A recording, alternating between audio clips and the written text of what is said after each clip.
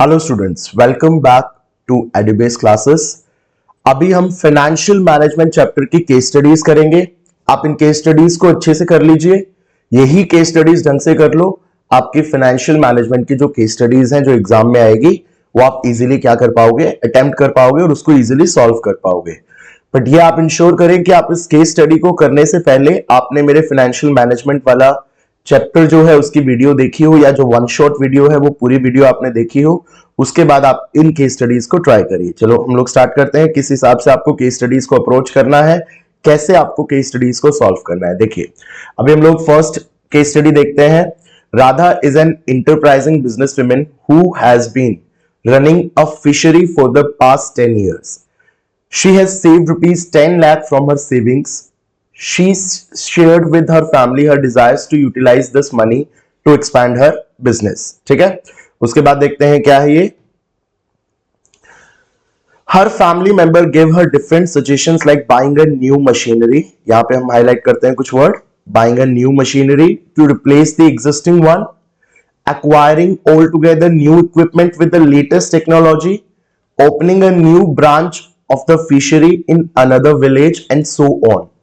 Since these decisions are crucial, देखिए बहुत important word आपको मिल गया कि these decisions are crucial involving huge amount। तो बताइए huge amount, crucial and irreversible, ये क्या है? ये जो डिसीजन है irreversible है और इसमें बहुत ज्यादा huge cost इन्वॉल्व होगी। Radha wants to analyze all aspect of the decisions। तो यहां पे आपको देखिए सबसे पहले कुछ कीवर्ड्स इस केस स्टडी में ऐसे आपको ढूंढने हैं। जैसे कीवर्ड हो गया मशीनरी, तो मशीनरी लॉन्ग टर्म एसेट होता है, आप सब जानते हैं। दूसरा जो ये डिसीजंस ले रही है ये काफी क्रूशियल है, ह्यूज अमाउंट है, क्रूशियल है, ह्यूज अमाउंट है। तो अगर आपने वीडियोस देखी होंगी, चैप्टर को पढ़ा होगा, तो आप समझ जाएंगे कि ये crucial, huge word, amount, machinery, ये सब कहां था। तो जब भी आप केस स्टडीज को टारगेट करें, सबसे पहले बेटा क्या करना है, आपने क्वेश्चन रीड करना है। Identify and explain the financial decision to be taken by Radha. Radha को कौन सा फाइनेंशियल डिसीजन लेना है ये आपको आइडेंटिफाई करना है। तो फाइनेंशियल डिसीजन कितने टाइप के थे? Investing decision, financing decision, dividend decision. अब डिविडेंड तो राधा होगा नहीं क्योंकि वो डिविडेंड वगैरह के बारे में कोई डिस्कस नहीं कर रही, ना ही उसको कितना फंड रेज करना है, डेट से, इक्विटी से, तो इसके बारे में भी कोई डिस्कशन नहीं है। लेकिन एसेट्स के बारे में कोई डिस्कशन है। तो आंसर क्या होगा अपना फर्स्ट का? Radha is taking the investing decision. Investing decision वो ले रही है और वो बोल रहा है कि बताइए कौन से फैक्टर्स जो होंगे वो उसको ये डिसीजन लेने में हेल्प करेंगे। तो इन्वेस्टिंग डिसीजन के आप दो फैक्टर लिख सकते हैं, cash flow position, cash flow of project या cash flow position of project, और सेकंड जो आपका हो जाएगा रेट ऑफ रिटर्न। तो इन दोनों फैक्टर्स को राधा को क्या करना पड़ेगा? कंसिडर करना पड़ेगा। तो आप कोई और दो फैक्टर्स भी लिख सकते हैं क्योंकि उसने आपसे क्या पूछा है, explain briefly any two factor. आपको स्पेसिफिकली नहीं बोला है कि इसी में जो है वो बताइए, कोई भी दो फैक्टर बताइए। तो आपने दो फैक्टर बता देना है। कैश फ्लो प्रोजेक्ट देखेंगे, अगर कैश फ्लो ज्यादा होगा तो इन्वेस्ट करेंगे, अदरवाइज नहीं करेंगे, और रेट ऑफ रिटर्न को भी हम लोग कंपेयर करेंगे। तो आई होप ये केस स्टडी आपको समझ आई होगी। इसके बाद सेकेंड जो अपनी केस स्टडी है वो क्या है? एग्जाम ओरिएंटेड सैंपल क्वेश्चन है। देखिए सारा लिमिटेड इज अ कंपनी। तो पहले हम लोग देख लेते हैं कि केस स्टडी में क्या पूछेगा हमसे। Coating the lines from the above discussion, identify and explain any 4 such factors. तो ये फैक्टर्स के बारे में पूछ रहा है। तो देखते हैं किसके फैक्टर्स के बारे में हमसे पूछेगा। तो सबसे पहले हमें वो आइडेंटिफाई करना है कि इन्वेस्टिंग डिसीजन है या फाइनेंशियल डिसीजन है या डिविडेंड डिसीजन है। तो पहले वो चीज हमें देखनी है, ठीक है। It has been consistently earning good profits for many years. This year too, it has been able to generate enough profits. There is availability of enough cash in the company. ठीक है, enough cash है company में, ठीक है, और enough profits भी है। उसके बाद and good prospectus for growth in future. Company future में ग्रो भी करना चाहती है। It is well managed organization and believes in quality, equal employment opportunity and good remuneration practices. It has many shareholders who prefer to receive a regular income. Who prefers to receive a regular income? देखिए ये आपका as it is word हो गया share holders preference के लिए, from their investment. It has taken a loan of 40 lakh from IDBI and is bound by certain restrictions, contractual agreements. ठीक है, on the payment of dividend according to the terms of loan agreement. तो आपको बताना है कि the about discussion about the company leads to various factors which decide how much of profit should be retained and how much has to be distributed by the company. तो इस last line से पता चला कि कितना पैसा रखना है और कितना डिस्ट्रीब्यूट करना है। तो कौन सा डिसीजन होगा ये? Yes, very good, dividend decision होगा। अब ये बोल रहा है कि डिविडेंड डिसीजन के यहां पे कौन कौन से फैक्टर्स जो है वो बताए गए हैं, कौन कौन से फैक्टर्स। तो इसमें हम देखिए, सबसे पहले ये है कि it has been able to generate enough profits. ये इनफ प्रॉफिट जनरेट कर रही है, तो इनफ प्रॉफिट से हमें क्या समझ में आता है कि इस कंपनी का कौन सा फैक्टर होगा? Stability of earning. अगर आपको डिविडेंड डिसीजन के सारे फैक्टर्स आपने वीडियो से देखे होंगे तो बहुत इजीली आप इसको कर पाएंगे, और अगर आपको पता ही नहीं क्या क्या फैक्टर्स हैं फिर केस स्टडीज आपसे सॉल्व नहीं होंगे। तो स्टेबिलिटी ऑफ अर्निंग किससे पता चला हमें? इनफ प्रॉफिट वाली लाइन से। उसके बाद देखिए अगला है there is availability of enough cash. तो इनफ कैश जो है, ये इनफ कैश वाले से कौन सा फैक्टर हाईलाइट होता है? Cash flow position. Cash flow position इससे हाईलाइट होता है। तो जो सेकंड फैक्टर है इस स्टेटमेंट से वो कौन सा हो जाएगा? Cash flow position. और फर्स्ट वाला है वो है स्टेबिलिटी ऑफ अर्निंग। उसके बाद देखिए थर्ड, इसमें जहां पे बोला है गुड प्रोस्पेक्टस फॉर ग्रोथ, तो ये कौन सा फैक्टर हो गया?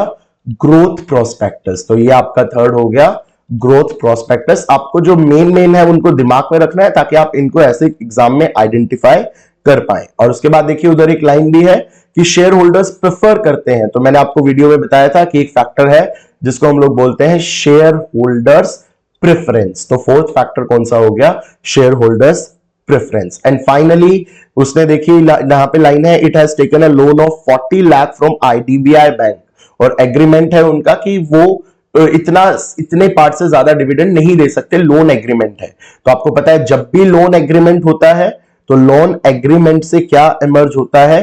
Contractual constraints. So contractual constraints, तो कौन कौन से फैक्टर्स हो गए? Stability of earning, cash flow position, growth prospectus हो गया, ग्रोथ प्रोस्पेक्टस के बाद शेयर होल्डर्स प्रेफरेंस हो गया, और कॉन्ट्रैक्चुअल कॉन्स्ट्रेंट्स हो गए। तो ये आपको डिविडेंड डिसीजन के फैक्टर्स के बारे में इनको एक्सप्लेन करना था। तो इस हिसाब से आपको केस स्टडी को टैकल करना है। हम अगली केस स्टडी देखते हैं, देखिए फटाफट से।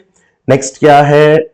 देखिए नेक्स्ट है yes, as a part of capital structure Venus Limited has 50 lakh as equity share capital and loan of 20 lakh from Neon Bank.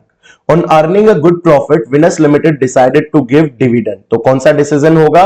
Dividend decision होगा, ठीक है, to equity shareholders, but were surprised when the Neon Bank imposed restrictions on the payment of dividend. तो ये इस line को मैं underline कर रहा हूं, नियोन बैंक ने उन पे रिस्ट्रिक्शंस लगा दी डिविडेंड देने पे। बताइए कौन सा फैक्टर होगा? ये आपको यहां पे खुद बताना है, अभी हमने डिस्कस किया है। और प्लीज इस आंसर को आप कमेंट बॉक्स में बताएंगे कि नियोन, ऐसे लिखेंगे नियोन बैंक और लिख देंगे यहां पे कि कौन सा फैक्टर यहां पे है। तो अभी मैं आपको बताऊंगा नहीं इसका आंसर, इसका आंसर आपको खुद मुझे बताना है किसमें? कमेंट बॉक्स में, कि कौन सा यहां पे फैक्टर जो है यहां इन्वॉल्व है, ठीक है। तो आइडेंटिफाई करेंगे और कौन सा फैक्टर इन्वॉल्व है इसका मुझे आप कमेंट बॉक्स में जरूर कमेंट करके बताएंगे। चलो नेक्स्ट टॉपिक देखते हैं फटाफट से। नेक्स्ट क्वेश्चन क्या है? नेक्स्ट क्वेश्चन में हमारे पास है ओके, रामनाथ वाला क्वेश्चन, ठीक है, बड़ा अच्छा क्वेश्चन है, देखिए ध्यान से। अगर आप इन क्वेश्चंस को ढंग से कर लेते हैं इजीली आप एग्जाम में क्या कर पाएंगे? क्वेश्चंस को अटेम्प्ट कर पाएंगे। देखिए, Ramnath limited is dealing in import of organic foods item in bulk. The company sells this item in smaller quantities and attractive packages. Performance of the company has been up to the expectations in the past. Keeping up with the latest packaging technology, the company decided to upgrade its machinery. For this, the finance manager of the company, Mr. Vikrant Dhul, estimated the amount. देखिए, अगर video देखी होगी तो बताया होगा estimated the amount, कितना पैसा चाहिए, किस वक्त पे पैसा चाहिए, ठीक है। ये मिस्टर विक्रांत धूल क्या कर रहे हैं? एस्टिमेट कर रहे हैं, ठीक है। उसके बाद therefore mister Vikrant Dhull begin with the preparation of sale forecast. कब सेल होगी इसकी फोरकास्टिंग कर रहे हैं। For the next 4 years he also collected the relevant data about the profit estimates in the coming year. By doing this he wanted to be sure the availability of funds from the internal sources. ठीक है, तो याद रखना है ये सारा concept कौन सा है, जहां पे वो सारी प्लानिंग कर रहा है, कब कितनी सेल होगी, कितने प्रॉफिट को हम लोग रिटेन कर सकते हैं, सेल फोरकास्ट देख रहा है नेक्स्ट 4 इयर्स की, इन सब से वो बोल रहा है आइडेंटिफाई द फाइनेंशियल कंसेप्ट। तो फाइनेंशियल कंसेप्ट कौन सा होगा यहां पे, यस जल्दी बताइए, the financial concept is financial planning. ठीक है, the financial concept is financial planning. ठीक है, तो फाइनेंशियल प्लानिंग को आपने लिख देना है, और फाइनेंशियल प्लानिंग के दो इंपॉर्टेंस आपको बताने हैं कि what are the importance of financial planning. तो इससे हमारे फंड्स क्या रहेंगे, हम लोग कभी भी आउट ऑफ फंड्स नहीं होंगे, फंड्स हमारे पास हमेशा अवेलेबल रहेंगे। जैसे अभी यहां इसकी स्टडी में था, तो ये इंश्योर करेगा कि फंड्स की हमेशा क्या रहे, अवेलेबिलिटी रहे, और अननेसेसरली फंड्स रेज ना हो, फंड्स का ऑप्टिमम यूटिलाइजेशन हो। ठीक है, फंड्स हमारे पास पूरे फंड्स का यूटिलाइजेशन हो, ऑप्टिमम यूटिलाइजेशन हो, ये भी ये इंश्योर करेगा। तो कोई दो एडवांटेजेस आपको इसकी लिखनी है। तो बहुत इजी है, अगर आप सारे वीडियोस को ढंग से देखेंगे, उनके की पॉइंट्स को हाईलाइट कर लेंगे, कहीं लिख लेंगे, बहुत इजीली आप केस स्टडी कर सकते हैं। ये तो देखिए कल के वीडियो में मैंने आपको पूरा क्वेश्चन ही करवाया था, ये काफी इंपॉर्टेंट है, बच्चे स्किप कर देते हैं।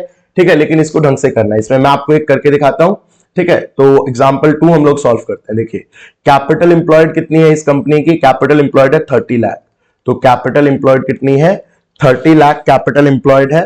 उसके बाद क्या इंफॉर्मेशन दे रखी है, टैक्स रेट 30% है। तो टैक्स रेट जो है यहां पे 30% है। ईपीएस सॉल्व करना है, और ये बड़ा अच्छा क्वेश्चन है, आपको बिल्कुल आना चाहिए। और EBIT earning before interest and tax, EBIT आपके पास कितना दे रखा है, उन्होंने 2 लाख दे रखा है। ईबीआईटी कितना दे रखा है, 2 लाख आपको दे रखा है। और सिचुएशन 2 मैं सॉल्व कराता हूं, there is a debt of 10 lakh at 10% interest. यहां पे कैपिटल एम्प्लॉयड में डेट कितना है, 10 लाख का है, जिसपे 10% इंटरेस्ट जाता है। तो हम लोग इंटरेस्ट लिख देते हैं यहां पे, 10 लाख का 10% कितना हो गया, 1 लाख। तो इंटरेस्ट लायबिलिटी कितनी है कंपनी की, 1 लाख। तो देखिए हम फटाफट से ईपीएस सॉल्व करते हैं। ईपीएस का फुल फॉर्मूला मैंने आपको कल बताया था, EPS is earning after tax upon number of shares, earning after tax upon number of shares. ये हम लोग देख लेते हैं। ठीक है, तो देखिए अभी हम लोग फटाफट से इसको सॉल्व करते हैं। सबसे पहले हम देखेंगे earning before interest and tax, ये आपको कितना दे रखा है, 2 लाख। 2 लाख में से आप सबसे पहले इंटरेस्ट को माइनस कर दीजिए। तो इंटरेस्ट कितना हुआ, इंटरेस्ट हुआ 1 लाख। तो 2 लाख में से 1 लाख हमने इंटरेस्ट माइनस कर दिया। इंटरेस्ट माइनस करने के बाद अपना कितना बचा, 1 लाख। ठीक है, 1 लाख आपका आंसर बचा। अब 1 लाख में से आप टैक्स को माइनस कर दीजिए। आपको 1 लाख में से क्या करना है, टैक्स को माइनस करना है। तो कितना टैक्स है, 30%। तो टैक्स हो जाएगा 30,000। तो 30,000 टैक्स को माइनस कर दीजिए, आपका आंसर बचेगा 1 लाख माइनस 30,000, दैट इज 70,000। ठीक है, तो 70,000 आपका क्या बच गया, अर्निंग आफ्टर टैक्स। तो देखिए 70,000 यहां पे ले लीजिए, और डिवाइडेड बाय फॉर्मूला ये है नंबर ऑफ शेयर्स। तो टोटल कैपिटल एम्प्लॉयड 30 लाख थे, जिसमें से डेट 10 लाख था। तो बाकी इक्विटी कितना हो गया, इक्विटी हो गया 20 लाख। 20 लाख को आप 100 से डिवाइड कर दीजिए, 20 लाख को आप 100 से डिवाइड कर दीजिए, तो आपके पास फेस वैल्यू शेयर की 100 है। ठीक है, तो आपके पास कितने शेयर आ जाएंगे, एक इधर से। ठीक है, तो आपके पास जो शेयर्स आ जाएंगे उसको आप कन्वर्ट कर लीजिए। 20 लाख, तो आपके पास कितने शेयर्स आ गए, आपके पास होंगे ये 20,000। ठीक है, तो 20,000 को डिवाइड कर दीजिए, 70,000 डिवाइडेड बाय 20,000, ये आपका आंसर हो जाएगा 3.5। ठीक है, इस हिसाब से आपने इस क्वेश्चन को क्या करना है, सॉल्व करना है और ईपीएस निकालनी है। ठीक है, तो याद रखेंगे हमने यहां पे जो शेयर्स की फेस वैल्यू ली है वो 100 ली है, और 100 फेस वैल्यू को लेके हमने इसको सॉल्व किया है। ठीक है, तो यहां पे आप अगर फेस वैल्यू को 10 लेंगे तो यहां पे नीचे 20,000 की जगह वो 2 लाख आ जाएगा, और आपका ईपीएस 0.35 आ जाएगा। तो आपको ये जरूर मेंशन करना है कि आप फेस वैल्यू क्या ले रहे हैं। ठीक है, अगर क्वेश्चन में फेस वैल्यू नहीं दे रखी है तो आप फेस वैल्यू 10 ले सकते हैं। अगर क्वेश्चन साइलेंट है तो आप फेस वैल्यू को क्या ले सकते हैं, 10 ले सकते हैं। ठीक है, ये चीज आप याद रखेंगे, एग्जाम में बाकी आपको मेंशन होगी, अदरवाइज आप उसको 10 ले सकते हैं। ठीक है, तो अभी मैंने 100 लेके उसको सॉल्व किया, जिससे मेरा ईपीएस आया 3.5। सारी चीजें सेम हो जाएंगी। अगर आप उसको 10 लेंगे तो यहाँ पे जो इक्विटी शेयर है वो 20,000 की जगह 2 लाख आ जाएगा, 2 लाख आ जाएगा तो 0.35 जो है वो ईपीएस आ जाएगा। तो ये आपको सॉल्व करना है। अब देखिए ये आपका आपके लिए क्वेश्चन है, ये आपको खुद से सॉल्व करना है। Anushree private limited wants to raise this much for a new project 20 lakh, the company management rendering following capital structure. ये फर्स्ट अल्टरनेटिव, सेकंड, थर्ड, ठीक है। Interest rate on debt is 10%। Face value देखिए यहां आपको फेस वैल्यू दे दी गई है 100, tax rate क्या है 30% और ईबीआईटी क्या है 5 लाख। तो वही करना है आपको, ईबीआईटी में से 5 लाख में से हर केस में से सबसे पहले क्या माइनस करना है, इंटरेस्ट। तो फर्स्ट वाले में जैसे आपके पास डेट है ही नहीं तो इंटरेस्ट 0 हो जाएगा। फिर जो 5 लाख बचेगा उसमें से टैक्स हटा देना है, टैक्स 30% है तो 5 लाख का 30% करके टैक्स हटा के आपके पास अर्निंग आफ्टर टैक्स आ जाएगा। और फिर ये जो टोटल इक्विटी है इसको आप डिवाइड कर दोगे, इक्विटी को तो आपके पास ये तो अभी शेयर्स के फॉर्म में ही दे रखा है, रुपीस के फॉर्म में तो ऊपर आपको दे रखा था, तो आप सीधा इसको 20,000 को डिवाइड कर देंगे, ठीक है। और जो आपका ईपीएस है वो आ जाएगा। यहाँ पे आपको क्या दे रखा है 2 लाख दे रखा है, ठीक है। तो आप इससे इजीली, बहुत इजीली केस स्टडी को इसको सॉल्व कर सकते हैं। ऐसे ही केस 2 में सॉल्व करेंगे, केस 3 में सॉल्व करेंगे। याद रखेंगे ईपीएस का फॉर्मूला है earning after tax upon number of shares. तो नंबर ऑफ शेयर्स में आप कन्वर्ट कर लेंगे और उसके बाद सेकंड पॉइंट का आपको आंसर देना है, does earning per share always rises with the increase in debt. तो ये आपको खुद से सोचना है। इन तीनों क्वेश्चंस, तीनों केसेस को जब आप करेंगे, सॉल्व करेंगे, कंपेयर करेंगे तो इजीली आप इसका आंसर लिख पाएंगे। तो आपको मेरे को कमेंट बॉक्स में तीनों सिचुएशन का ईपीएस निकाल के बताना है कि सिचुएशन 1 में कितना ईपीएस है, सिचुएशन 2 में कितना है और सिचुएशन 3 में कितना है, ठीक है।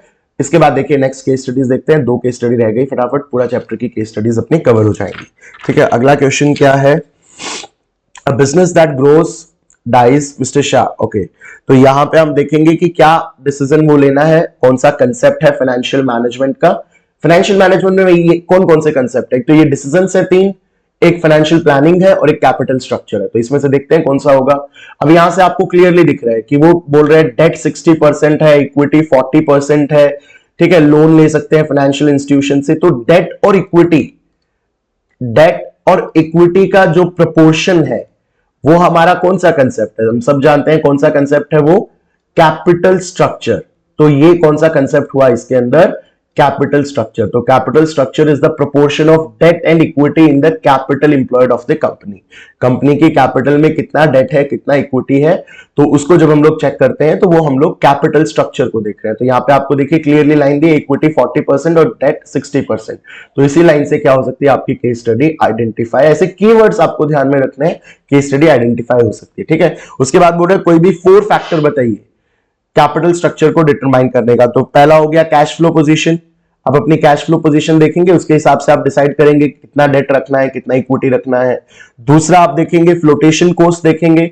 फ्लोटेशन कॉस्ट में आप देखेंगे कि किसकी cost of raising the fund ज्यादा है, तो इक्विटी की ज्यादा है, डेट की फ्लोटेशन कॉस्ट कम है। तो उस हिसाब से अगर आप फ्लोटेशन कॉस्ट को कंसीडर करेंगे तो हम डेट के साथ जाएंगे। थर्ड में आप रिस्क फैक्टर देखेंगे, डेट में ज्यादा रिस्क है, इक्विटी में कम रिस्क है, तो अगर हम रिस्क फैक्टर देखेंगे तो इक्विटी के साथ जाएंगे। और फोर्थ है टैक्स रेट, ठीक है। टैक्स रेट को भी क्या किया जाएगा, कंसिडर किया जाएगा कैपिटल स्ट्रक्चर को डिटरमाइन करने में। तो ये 4 फैक्टर एक्सप्लेन कर देना है 2-2 लाइन में, और ये आपको कैपिटल स्ट्रक्चर को एक्सप्लेन कर देना है। तो यही आपकी केस स्टडी थी। लास्ट केस स्टडी देखिए, miracle limited deals in the sales of stationery and coffee furniture, they source the finish products from reputed brands who give them 4 to 6 month credit. तो ये क्रेडिट अवेलेबिलिटी के बारे में बता रखा है कि क्रेडिट अवेलेबिलिटी बहुत इजी अच्छी है इस कंपनी की।